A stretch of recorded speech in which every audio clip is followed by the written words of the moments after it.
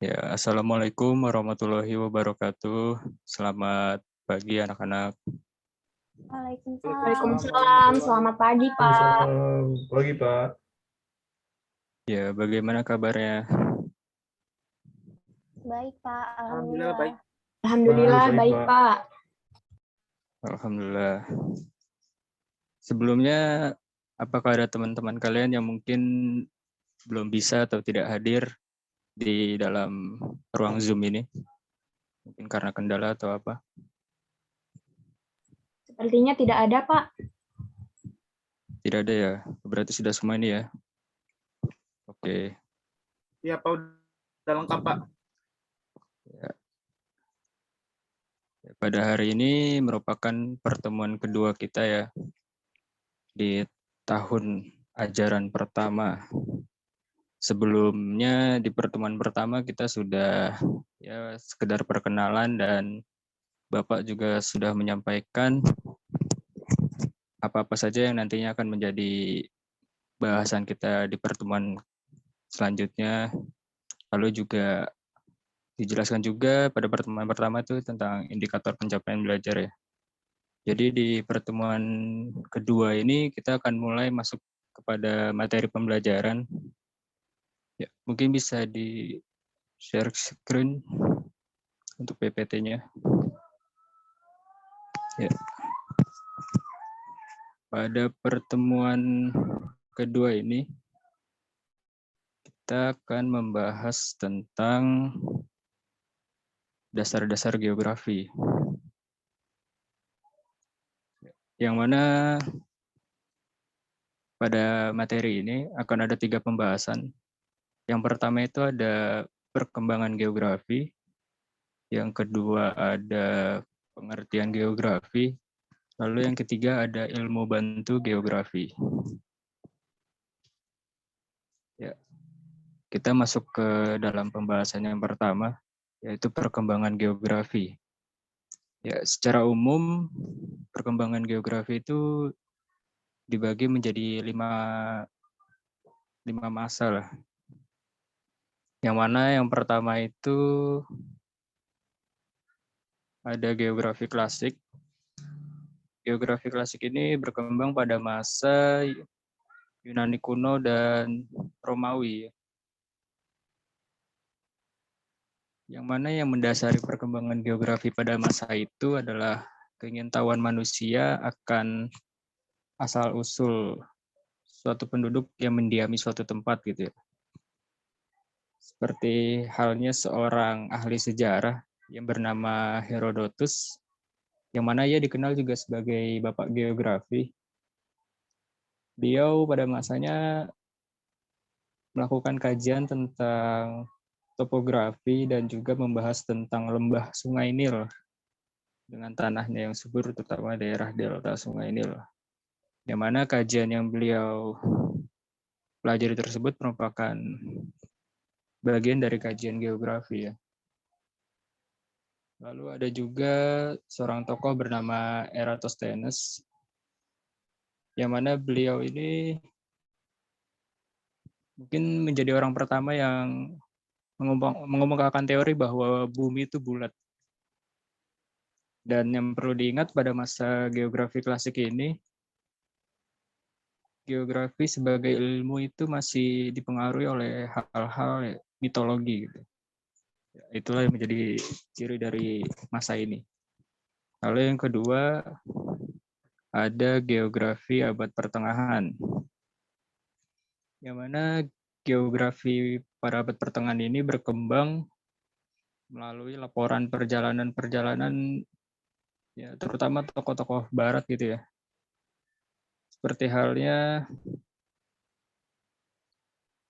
perjalanan yang dilakukan oleh bangsa barat gitu, seperti Belanda, Portugis, Spanyol dan lainnya itu menuju ke arah timur gitu, menuju Asia.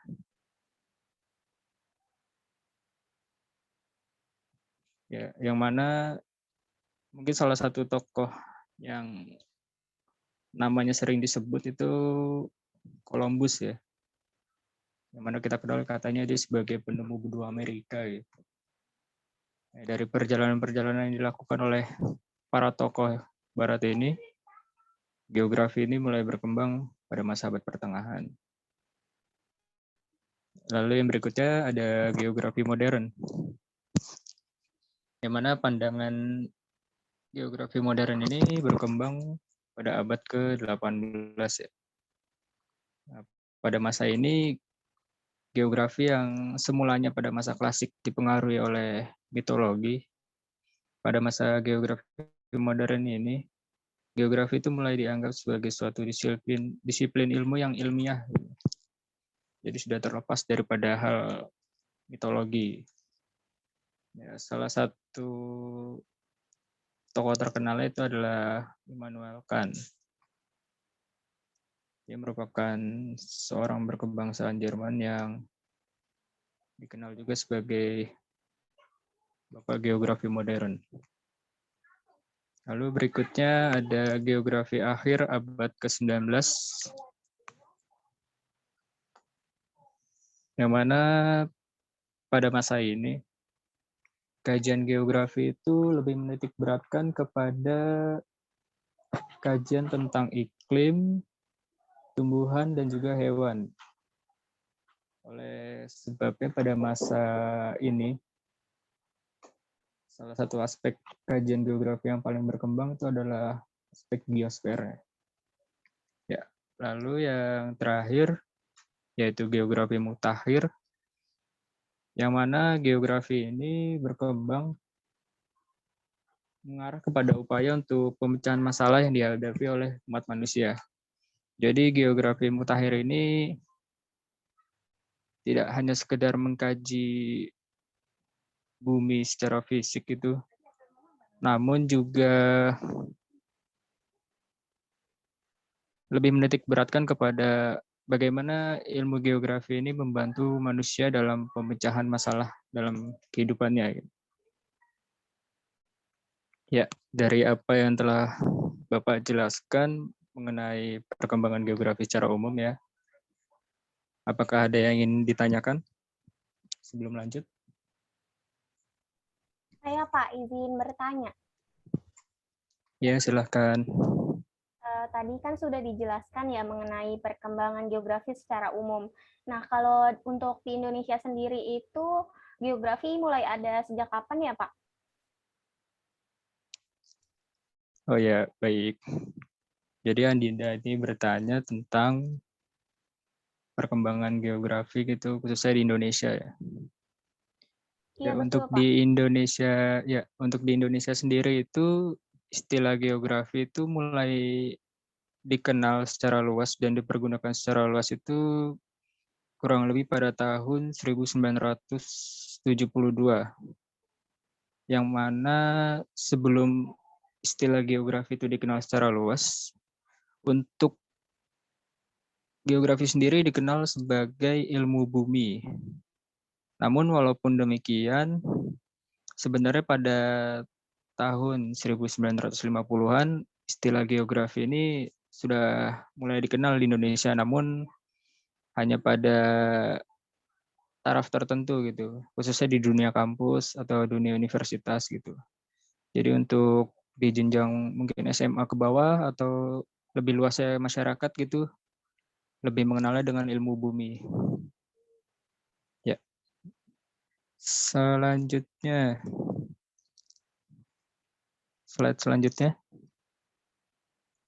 Ya, untuk pembahasan berikutnya mengenai pengertian atau definisi dari geografi itu sendiri, yang mana kata geografi ini berasal dari dua kata, yaitu geo yang artinya adalah bumi dan graphen yang artinya gambaran.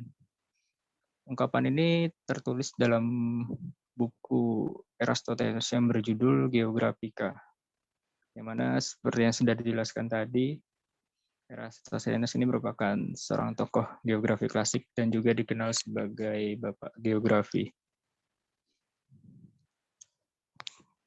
Lalu terkait dengan pengertian geografi, ya tadi yang secara singkat sudah dijelaskan, terdiri dari dua kata geo dan graphen, Apakah di sini ada yang ingin mengungkapkan pendapatnya terkait dengan definisi geografi?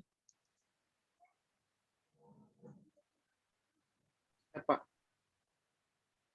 Saya, Pak. Ya, silakan. Suaranya aman kan ya, Pak? Ya, aman-aman. Oke. Menurut saya, geografi itu ilmu yang mempelajari bumi, Pak. Sama isinya, termasuk yang ada di dalamnya, kayak manusia, hewan, dan tumbuhan. Gitu, Pak. Ya, oke. Ada yang lain selain Nopal? Saya izin menjawab, Pak. Ya, silahkan. Ya, kalau menurut saya geografi itu adalah ilmu yang mempelajari permukaan bumi, baik itu iklim, penduduk, flora, fauna, dan hasil yang diperoleh oleh bumi itu sendiri. Ya, baik. Ya, tadi seperti yang sudah dikemukakan oleh kedua teman kalian ya. Apa yang mereka sebutkan itu benar ya. Yang mana mereka tadi menyebutkan bahwa geografi itu merupakan ilmu yang mempelajari bumi beserta isinya gitu ya. Termasuk ada tadi disebutkan flora, fauna, juga nantinya ada manusia. Gitu. Ya, bisa next slide selanjutnya. Ya, di sini ada definisi geografi menurut ahli. Yang pertama itu ada dari Immanuel Kant, yang mana dia mendefinisikan geografi sebagai ilmu yang objek studinya adalah benda-benda atau hal-hal serta gejala-gejala yang tersebar dalam wilayah di permukaan bumi.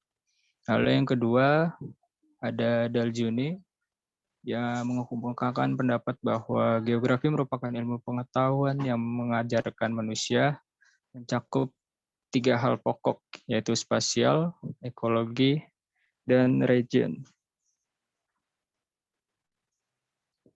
Ya, untuk di Indonesia sendiri, kita mengenal definisi geografi yang mana ada sebuah definisi yang merupakan hasil dari Semlok atau Seminar Lokakarya yang diadakan pada tahun 1970-an, yang mana pada event tersebut gitu, para ahli geografi, lalu para pengajar geografi berkumpul untuk merumuskan suatu definisi yang ibaratnya sebagai patokan gitu, yang berlaku secara umum. Yang mana definisi yang disetujui pada saat itu yaitu definisi yang disampaikan oleh seorang pakar geografi yang berasal dari Universitas Gadjah Mada, yang mana beliau mengungkapkan bahwa definisi geografi adalah ilmu yang mempelajari persamaan dan perbedaan fenomena geosfer dengan sudut pandang kelingkungan dan kewilayahan dalam konteks keruangan. Nah, jadi sebenarnya tidak ada salahnya jika ada orang lain, termasuk kalian, jika berpendapat tentang definisi geografi dengan kata-kata kalian sendiri gitu. Namun definisi ini dibentuk sebagai acuan. Jadi ketika ada seseorang yang berpendapat tentang definisi geografi, maka bagaimana cara mengetahui bahwa itu tepat gitu kurang lebih, ya dengan mengacu pada definisi yang telah disepakati dalam seminar lokakarya itu. Jadi jika poinnya tidak terlalu jauh, maka pendapat itu bisa dibenarkan. Ya, slide selanjutnya.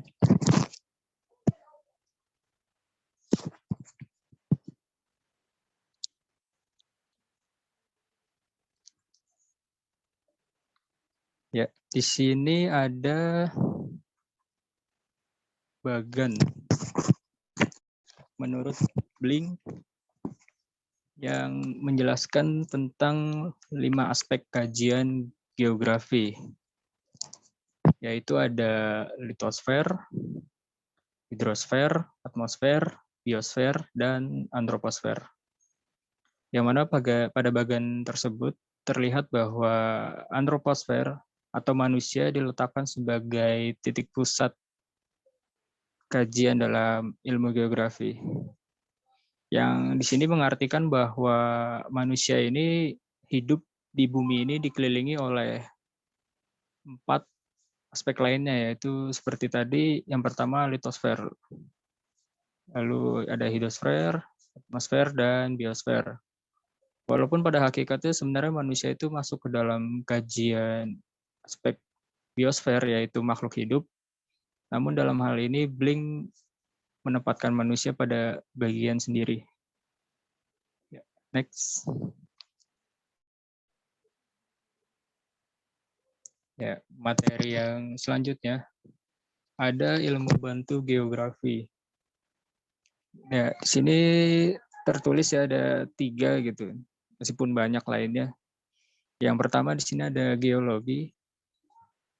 Geologi ini masuk ke dalam aspek kajian litosfer ya, yaitu mengenai pembentukan bumi. Geologi itu merupakan ilmu yang mempelajari struktur, komposisi, sejarah, dan proses perkembangan bumi. Lalu yang kedua ada klimatologi, yang mana klimatologi ini termasuk dalam aspek kajian atmosfer, yang mana klimatologi ini adalah ilmu yang mempelajari tentang iklim dan faktor-faktor pembentuknya. Lalu yang ketiga ada biogeografi, yang mana biogeografi ini termasuk dalam aspek kajian biosfer tentang makhluk hidup.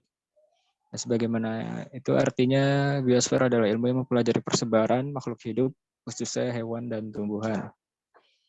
Lalu yang keempat ada oceanografi, yang mana dia termasuk dalam aspek kajian hidrosfer. Arti dari atau definisi dari oceanografi sendiri adalah ilmu yang mempelajari tentang lautan. Dari apa yang sudah dijelaskan ini, masih ada beberapa lagi gitu ya. Banyak tentunya ilmu bantu geografi. Mungkin dari apa yang telah Bapak sampaikan terkait ilmu bantu geografi, ada yang ingin menambahkan? Saya izin menjawab, Pak. Nah, jadi Ya, silakan.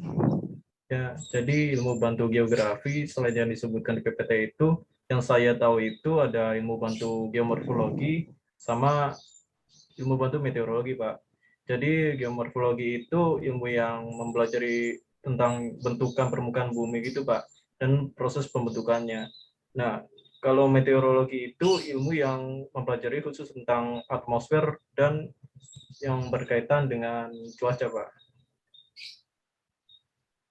Ya, terima kasih Rizky atas tambahannya. Ya, jadi sebagaimana yang telah disampaikan oleh Rizky tadi, ada juga geomorfologi dan juga meteorologi.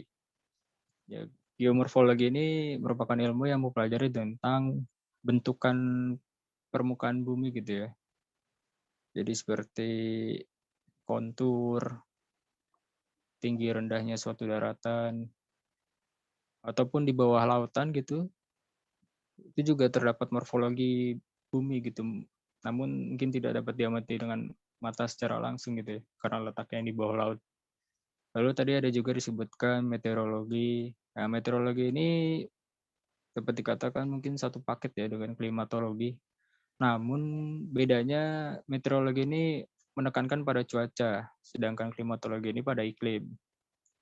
Ya, kedua ilmu ini tentunya sangat penting ya, terutama dalam hal perakiraan cuaca gitu ya. Hampir setiap hari kita seringkali mendengar gitu kan tentang perakiraan cuaca di stasiun-stasiun pemberitaan televisi ataupun di Google gitu kan. Ya itu tentunya ilmu bantu ini kan sangat penting gitu karena dipakai hampir setiap hari gitu kan untuk memperkirakan cuaca. Ya. Oke, karena berhubung waktu juga sudah sebentar lagi selesai dan materi juga sudah habis gitu ya. Untuk sebagai bahan evaluasi, nanti Bapak akan mengirimkan tugas berupa soal pilihan ganda. Tidak banyak, hanya 10 soal gitu. Nanti untuk teknis pengerjaan dan pengumpulannya akan Bapak sampaikan kepada penanggung jawab kelasnya. Mungkin dari sini ada yang mau ditanyakan lagi sebelum Bapak tutup? Tidak ada, Pak. Cukup, Pak. Oh, dari Iya. saya sudah tidak Kalau ada, dari Pak. saya nggak ada, Pak. Oke, jika sudah tidak ada yang ditanyakan lagi, ya Bapak tutup saja kelas kita pada hari ini dengan mengucap Alhamdulillahirrahmanirrahim. Semoga apa yang kita dapatkan pada hari ini menjadi ilmu yang bermanfaat bagi kita semua. Kurang lebih ya mohon maaf. Wassalamualaikum warahmatullahi wabarakatuh. Waalaikumsalam Waalaikumsalam warahmatullahi wabarakatuh. Terima kasih, Pak. Terima kasih, Pak.